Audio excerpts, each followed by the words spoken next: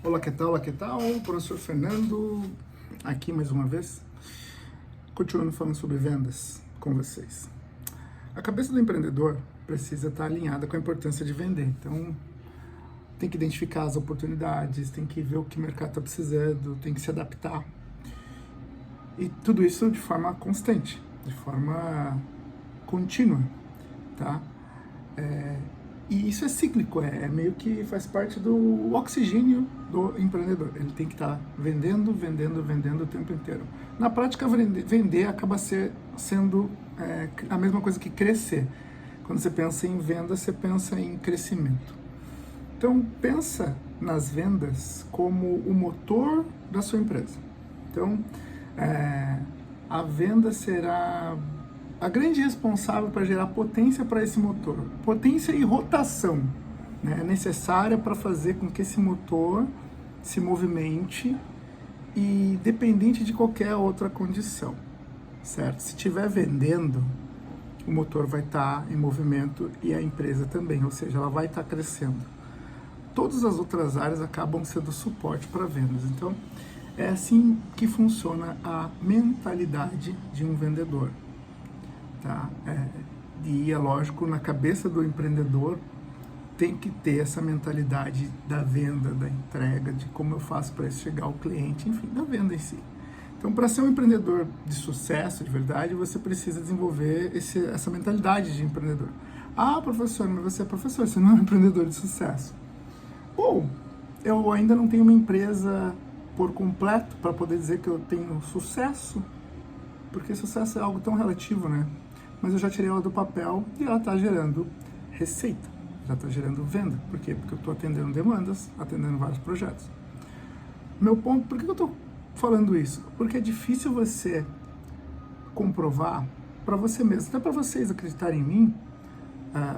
Se eu ficar aqui contando minhas histórias de bases acadêmicas, que eu tenho bastante, né? Enquanto mestre eu posso dizer isso, e na prática eu não ter realizado nenhum, ter montado uma empresa gigante, com muito sucesso. Então eu fico falando de case de outras empresas. Eu, enquanto professor, posso dizer que tá tudo bem para mim, porque eu sou professor, então trazer esses cases para vocês acaba sendo parte do meu método, do meu sucesso, trazer estudo de casos e comprovações através de outras pessoas de que realmente funciona. Mas vai muito além da minha experiência, né? É legal trazer os cases externos e é interessante trazer a minha experiência, até porque eu continuo fazendo. Eu não estou parado, eu continuo em movimento. Então, continuo em vendas, continuo vendendo. Todo movimento que eu faço com base na inovação, ele acaba refletindo e sendo o resultado dele acaba melhorando as vendas. Mesmo que seja uma inovação simples para aumentar o brand, percepção de marca, experiência do cliente, tudo isso vai impactar, no final das contas, na venda. Então, a venda, né, qualquer um que tiver dentro desse ecossistema, dentro da empresa, tem que estar com o mindset de venda, com a mentalidade de venda. Então, não é só vender produtos e vender serviços, trata-se de entender a necessidade do cliente e encontrar a oportunidade, desenvolver soluções criativas que agreguem valor para esse cliente. Por isso eu tenho que conversar muito com ele, eu tenho que entender muito ele, eu tenho que ser amigo dele, mas não amigo porque o amigo tolera, né? Um amigo que acaba educando, um amigo que acaba ajudando, realmente querendo gerar valor para esse cliente. Então, aplicar o pensamento vendedor envolve ser criativo, trazer conceitos teóricos, trazer conceitos específicos dos negócios que esse cara está trabalhando, ou está solicitando, desse serviço que ele está prestando, desse serviço que ele está precisando. Enfim, eu tenho que ser esse cara que vai trazer soluções, esse cara que, eu vou ligar para o Fernando porque ele vai me ajudar. Então, quando eu falo de mentalidade de vendas, não se trata apenas de convencer ou persuadir o cliente a comprar, né? Aliás, pelo contrário, o foco está em entender a jornada completa desse cara, desse cliente, e criar a solução para ele entender que, caramba, eu vou fazer exatamente o que o Fernando está falando, não porque ele é meu amigo, porque ele é especialista na área e ele está me apoiando, me ajudando, me suportando aqui a resolver esse problema que eu tô. Ah, mas o problema é a aquisição de um grande bem. Não, isso não é o problema, isso é a solução. Lembra? O problema é a falta de, ou o excesso de, essa investigação do que é o problema também faz parte da sua criatividade quando estiver abordando esse cliente. Por quê?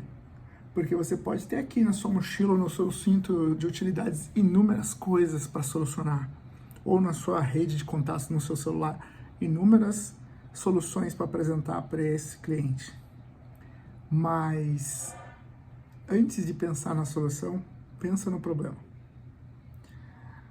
O focar no problema do cliente vai te ajudar a entender como que esse cliente vai fazer para resolver, e dessa forma, em algum momento, além de você estar já atendendo ele, em algum momento a sua solução, aquela que você está lá empacotadinha esperando para apresentar para ele, ela vai entrar nessa jornada. E se não for ela, o jeito mais honesto de você fazer, talvez seja indicando outras ou mostrando para ele que ele consegue. Porque vamos falar aqui, por exemplo, de uma situação, jornada de cliente, que o cliente ele chega à conclusão que ele está com um produto, eu estou oferecendo um produto de um ticket muito alto para ele. Vamos colocar aqui a construção civil, colocar aqui em pauta um apartamento de R$1 milhão.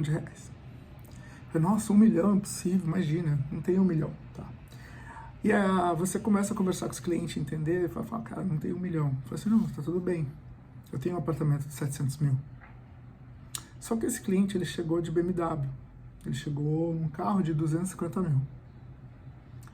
E entendendo esse cliente, conhecendo esse cliente, eu consigo entender que com aquele carro de 250 mil, mais os 700 mil que ele tem, ele consegue comprar um apartamento de 1 milhão a longo prazo, entendeu?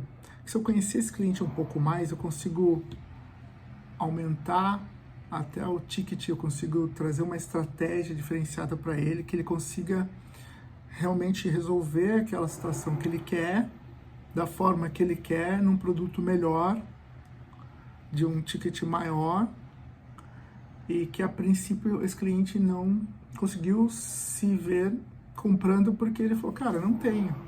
Porque a primeira coisa, cara, não consigo, não tenho, não dá. Mas entendendo as possibilidades, vendo daqui a pouco ele tem um recurso, ele tem... Então existem formatos de você fazer, e o primeiro formato é realmente ouvindo muito o cliente, conversando muito com esse cliente, mas com esse foco em entender a jornada completa desse cliente, criando soluções que resolvam os seus problemas.